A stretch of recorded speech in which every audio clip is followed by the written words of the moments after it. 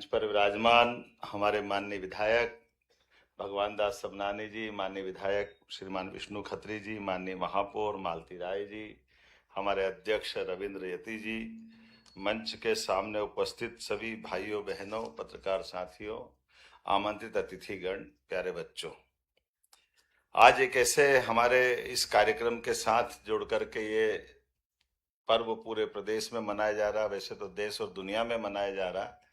हमारी संस्कृति की गौरवशाली अतीत की वो घटना को भी हम स्मरण कर रहे हैं।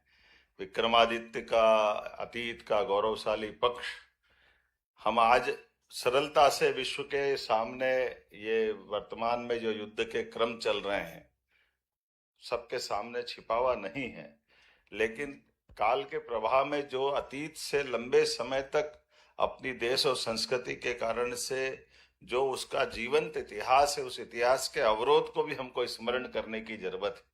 हमारी जीवन शैली में हम किसी को कष्ट पहुंचाने नहीं गए, लेकिन हमारे पर भी चुनौतियां क्या क्या आती गई, कैसे आती गई, और अतीत के उस चुनौती भरे समय में हमारे कौन से महापुरुष ने इस देश को तमाम बाधाओं से पार कराते हुए हमको गौरवशाली क्षण दिया, और उसके साथ शासन की सुव्यवस्थाओं के बलबूते पर भी हमको समझने सोचने का मौका दिया, और हमको उस गौरवान्वित करने वाले इस लंबी परंपरा का भागीदार बनाया। एक तरह से सनातन संस्कृति की अमृत बेला का भी पर्व है। इसको इस तरह से ही समझ सकते हैं कि हमारे यहाँ संवत के प्रारंभ करने की पद्धति क्या है, और संवत को प्रारंभ करने का, साल का प्रारंभ होने का भी कारण कोई लॉजिकली तो होना चाहिए। जैसे अभी हम अगर देखते हैं, हमारे यहाँ हमारे देवी देवता तो 33 करोड़ देवी देवता हो गए, भगवान राम से लेके भगवान कृष्ण तक, और कई प्रकार के देवी देवता हैं। लेकिन हमारा संवत सन किसी के जन्म से प्रारंभ नहीं होता, ना किसी के शरीर छोड़ने से होता है। हमारा संवत पुरुषार्थ से होता है, हमारा संवत प्रकृति के साथ होता है, अतीत के ब्रह्मा के माध्यम तक से जुड़ता है। बहुत पुरानी बात अगर जोड़ दे तो वो सृष्टि के साथ साल का आनंद आए तो बसंत ऋतु खिलने लगे, फाग का आनंद मनने लगे, वृक्ष अपने पत्तों को पतझड़ के माध्यम से नई कोपलों के लिए स्थान दे तो उमंग उत्साह के साथ भरते हुए फसलों का चक्र पूरा हो, और उत्साह के साथ हमारे अपने पसीने की मेहनत खेतों से किसान के परिवार में प्रसन्नता का अवसर दे, और इसी तरह से बजट के साथ नए साल का प्रारंभ हो। ये हमारा बजट सत्र भी आमतौर पे मार्च में ही होता है कि नहीं होता है। तो ये जो 12 वर्ष, ये खास करके अब मैं कुंभ में चला गया, लेकिन 12 महीने अगर हम हिसाब लगाए तो 12 महीने अगर अतीत के 600 साल पुराने इतिहास में देखें, अंग्रेजी के भी 12 महीने पहले 8 महीने होते थे, फिर 10 महीने हुए, आखिरी में फिर उन्हें 2 महीने जोड़ करके 12 महीने का वर्ष मनाने लगे। ये उनके पास में भी सिस्टम अंग्रेजी साल पहले लगभग 1000 साल के इतिहास में पूरे 12 महीने का नहीं होता था। केवल हमारी संस्कृति का आनंद है। ये उसी प्रकार से है जिस प्रकार से विक्रमादित्य के हम सुशासन को भी याद करते हैं। साल के महीने की बात करें तो जैसे आप बताइए, पूरे देश के अंदर विक्रम संवत के साथ ही चेटी चंड का प्रारंभ भी होता है। हमारे सभी प्रांतों में कमोबेश नाम थोड़ा बदलते जाएंगे, तो नवरे से लेकर के बहुत सारे प्रकार से ये गुड़ी पड़वा भी है, उगादी भी है, चेटी चंड भी है, नवरे भी है, और नव संवत्सर का भी हो, नव संवत्सर 2083।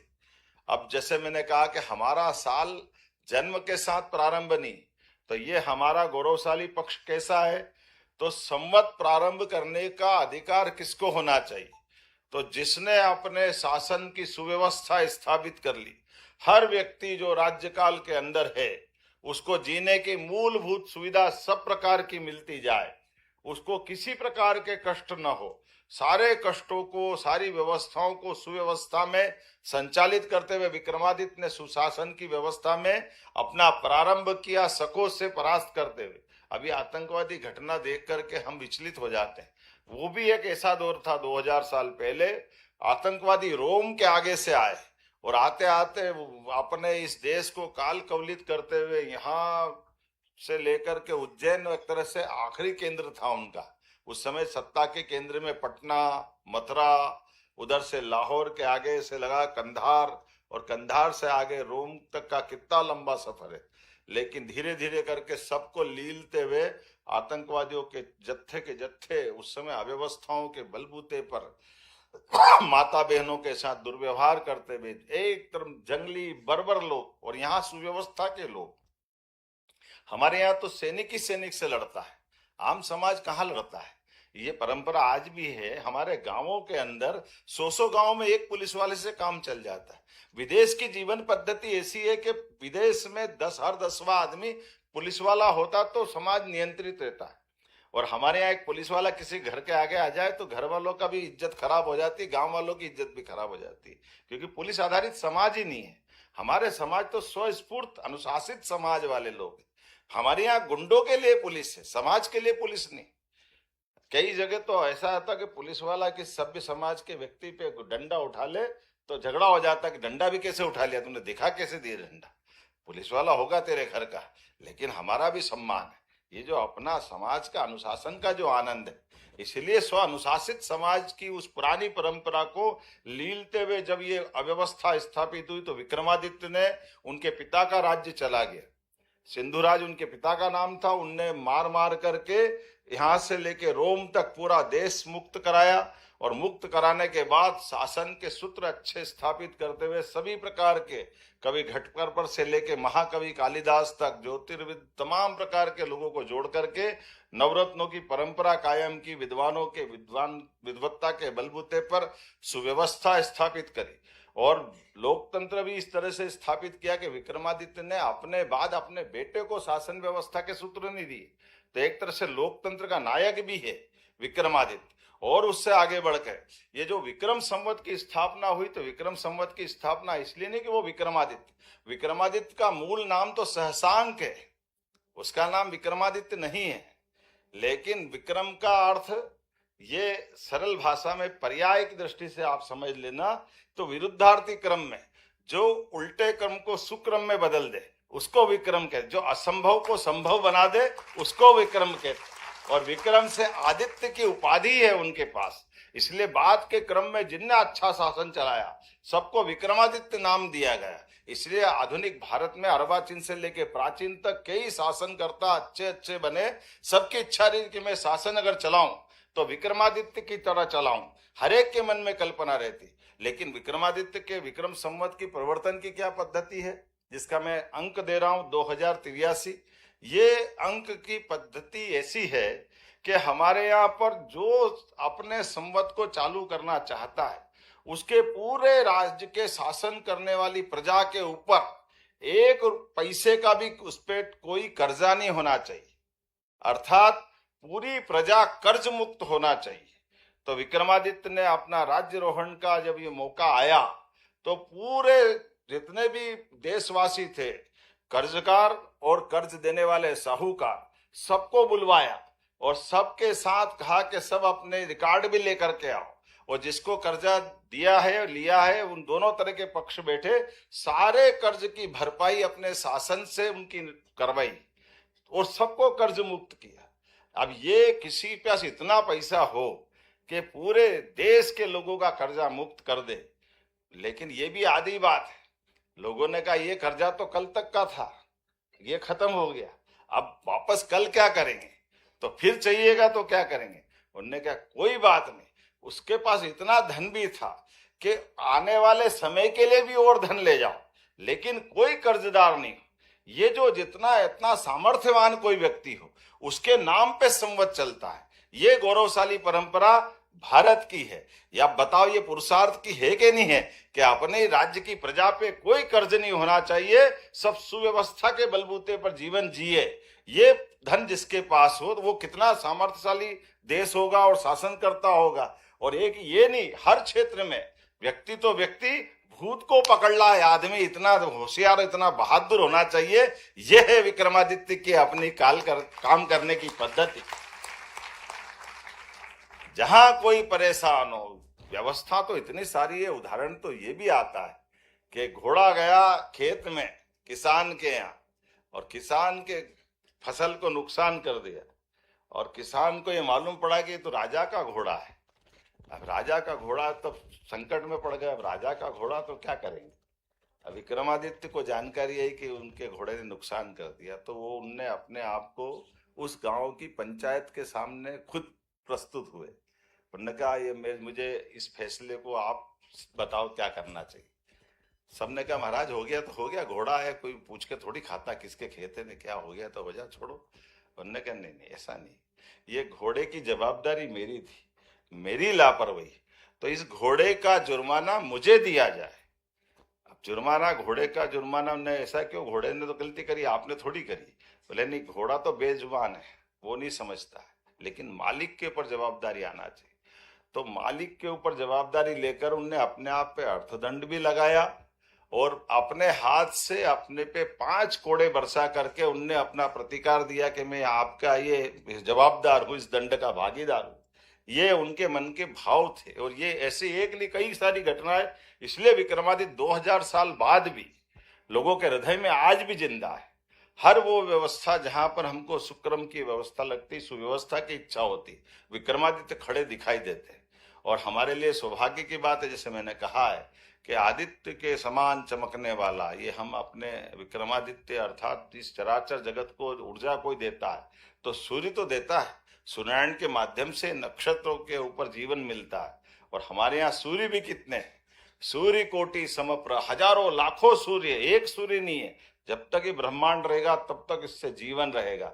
इसलिए हम भगवा को पूछते हैं। अब जिस किसी को पेट में दर्द हो तो हो, हमको कोई फर्क नहीं पड़ता, ये आनंद तो होना ही चाहिए। इसके माध्यम से हमारी सनातन संस्कृति की धारा का आनंद भी आता है। मेरी अपनी ओर से किसी को नीचा नहीं दिखाते हुए हमने सबको लेकर चलने का, ये जो अपनी आदिकाल की परंपरा है, हमारी परंपरा, इसमें कोई पूजा पद्धति का लिमिटेशंस नहीं है, कोई धर्म का कहना नहीं, जिसको जो करना सब करे, लेकिन अंततः देश की सेवा के साथ, देश के साथ एक रस रहे, इतने भाव के आधार पर। इसलिए विक्रम संवत 2083 की आपको बधाई। और विक्रमादित्य को लेकर के हमारी सरकार ने विक्रमादित्य रिसर्च सेंटर बनाया है, जिसमें उस काल के सिक्के से लेकर उस काल के साहित्य पे अलग अलग प्रकार की फेलोशिप भी दे रहे हैं, कैलेंडर का प्रकाशन भी करा रहे हैं, वैदिक घड़ी की शुरुआत भी हुई, वैदिक घड़ी भोपाल में भी लगी, आपके पास भी लग सकती है, ऐसे में कोई आश्चर्य की बात नहीं।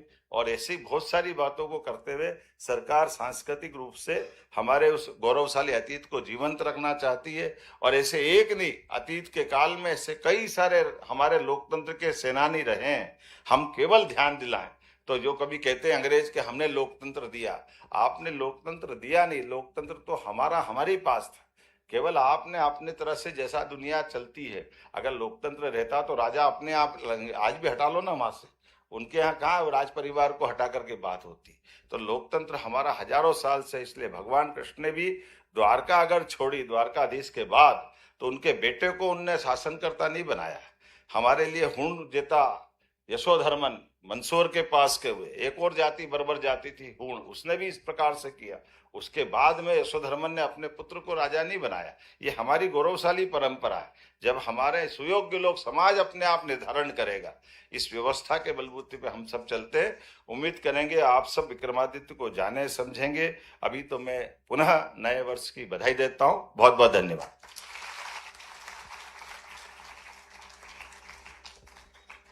बहुत बहुत धन्यवाद माननीय मुख्यमंत्री जी। सम्राट विक्रमादित्य की न्याय व्यवस्था को आपने अपने बात करें नीति और लगातार शासन की बात करें नीतियों में उसे संजीया है और उस भाव को स्वयं जीते हैं। एक बार जोरदार तालियों के साथ माननीय मुख्यमंत्री जी का हम बहुत हृदय से आज के भारत के इस नव जागरण और विकास की सतत यात्रा विक्रमोत्सव के इस अब हम माननीय मुख्यमंत्री जी से और सभी अतिथिगणों से सादर आग्रह करेंगे मंच के समक्ष अपनी उपस्थिति आसन ग्रहण करके आज के इसे बात करें सम्राट विक्रमादित्य नाट्य की बात करें हम सब प्रारंभ करने जा रहे हैं। माननीय मुख्यमंत्री जी, जो कि मालवा की मिट्टी ने गाया एक वीर का गान, उज्जैनी के सिंहासन पर बैठे विक्रम महान, न्याय धीर बलबीर महाप्राति कीर्ति जिनकी चहु और शकों को खदेड़ म्यान से ले तलवार खूंखार। विक्रम संवत का नाम ही जिसने अलख जगाई, त्याग और बलिदान की कथा अमर कर आई। नवरत्न दरबार सजा था, कालिदास की ज्ञान की मूरत। धन्य धन्य मालवा के धन्य हो सूरत। और पाप कर्म को नष्ट किया पुण्यात्मा ने कल्याण, विक्रम जैसा राजा न दूजा, जग में उनका मान। मालवा की धरती पर जन्मे युग युग तक रहेंगे सम्राट विक्रमादित्य की गौरव का गाथा हम सब गाते रहेंगे। और कितना परम सौभाग्य है कि उसी मालवा का उसी भाव के साथ नेतृत्व करने वाले यशस्वी मुख्यमंत्री मिले हैं। एक बार जोरदार तालियों के साथ संपूर्ण प्रदेश के 9 प्रवर्तक मध्य प्रदेश के शिल्पीकार मिले। आइए हम आज के इस सम्राट विक्रमादित्य नाट्य के लिए हम अपने बात करें कलाकार, सभी कलाकार साथियों को हम मंच पर शीघ्र आमंत्रित करते हैं। बहुत ही हम सब के लिए गौरवशाली पल है जो लगातार उस न्यायप्रियता, उस दानशीलता और इससे बड़े उत्सव को हम सब माननीय मुख्यमंत्री जी ने अपने संकल्पों के साथ पूरे दुनिया तक पहुंचाने का जिन्होंने एक संकल्प लिया है विक्रमादित्य को जी महाराज की, उस बात करें भाव को। और आइए हम सब अब इस नाट्य की ओर आपको लिए चलते हैं। स्वयं प्रदेश के मुखिया आज के इस कार्यक्रम में मौजूद हैं। ये आदर्श प्रस्तुति मध्य प्रदेश नाट्य विद्यालय संस्कृति संचालनालय संस्कृति विभाग की तरफ से आपको बताते चलें। सम्राट विक्रमादित्य नाट्य लेखन व निर्देशन प्रसन्न सोनी, निर्देशक संजय श्रीवास्तव, नाट्य दल निर्देशन शोभा चटर्जी और पूरी टीम का ये कलाकार साथियों को बिना किसी देरी के एक बार करतल ध्वनि से सम्राट विक्रमादित्य नाट्य के मंचन के लिए कलाकारों को हम सादर आमंत्रित करें।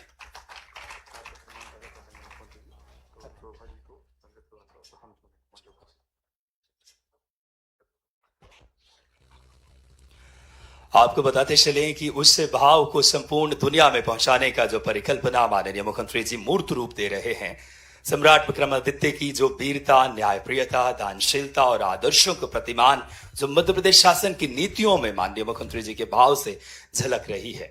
और आइए हम कलाकारों को अब मंच पर आमंत्रित करते हैं, जिसमें अगर बात करें हमारे नाट्य दल का निर्देशन शोभा चटर्जी मैम को मैं आमंत्रित करता हूं कि आप कृपया मंच पर आएं। आज ये नाट्य संपूर्ण प्रदेश के 55 जिलों में मध्य प्रदेश शासन संस्कृति विभाग और मुख्यमंत्री जी की प्रेरणा से मैं अब बहुत ही आदरपूर्वक मुख्यमंत्री जी से सादर आग्रह करूंगा कलाकारों के सम्मान के लिए एक बार पुनः मुख्यमंत्री जी से हम मंच पर उनको बहुत ही आदरपूर्वक आमंत्रित करेंगे कि आप आए माननीय मुख्यमंत्री जी और इनका सम्मान करें।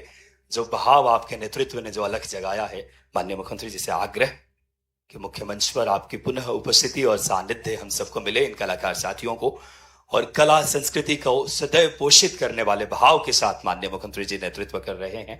एक बार करतल ध्वनि के साथ संपूर्ण सभागार गुंजित हो। सम्राट विक्रमादित्य नाट्य के हमारे निर्देशन श्री संजय श्रीवास्तव, नाट्य दल का निर्देशन शोभा चटर्जी, संगीत अभिषेक त्रिपाठी, प्रकाश परिकल्पना सौरभ लोधी, लेखक व सह निर्देशन है प्रसन्न सोनी।